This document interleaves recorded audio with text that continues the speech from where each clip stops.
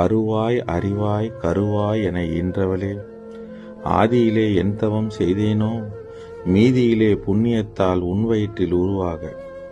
அம்மா என்ற சொல் அழகு பெற்றது உன்னால்தான்.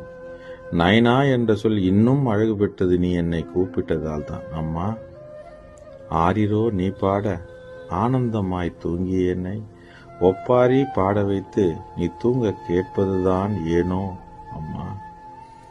அன்றாடம் பாலூட்டி 1000 முறை முத்தமிட்டு மார்போடு இணைத்து தூங்க வைத்தாய். இனி இது மறுபிரிவில்தானா அம்மா?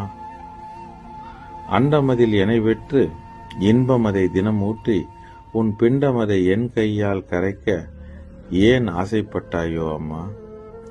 அறிவதனை கருவில் ஏற்றி பிரிவதனை எனக்கும் காட்டி தெளிவதனை நான் பெற உயிரை விட்டாயோ அம்மா? ஆண்டுகள் பல சென்றாலும் அரைக்கிழவன் நான் ஆனானும் அன்றும் இன்றும் நீ கேட்கும் ஒரு கேள்வி, சாப்பிட்டையா நைனா? இனி எவர் கேட்பார் உனை போல அன்பாய் அம்மா?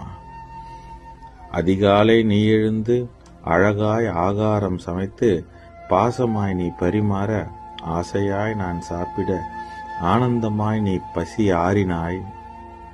அரை கரண்டி உணவு கூட உண்ணாமல் நீ ஏன் சென்றாய் அம்மா? அரை கூவல் இனி நான் விட்டு என்ன பயன்?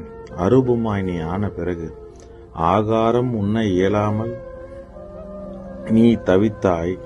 ஆனால் இப்போது இந்த உடல் என்னும் சிறையிலிருந்து விடுபட்டு ஆனந்தமாய் ஆண்டவன் அடிமலர் போய் சேர்ந்தாய். இனி எங்களை ஆசீர்வதிப்பாய் நலமுடன் என்றும். இப்படிக்கு உன் உயிர் மகன், அதுதான் உன் உயிரை விட்டு என் உயிரை எடுத்து விட்டாயே.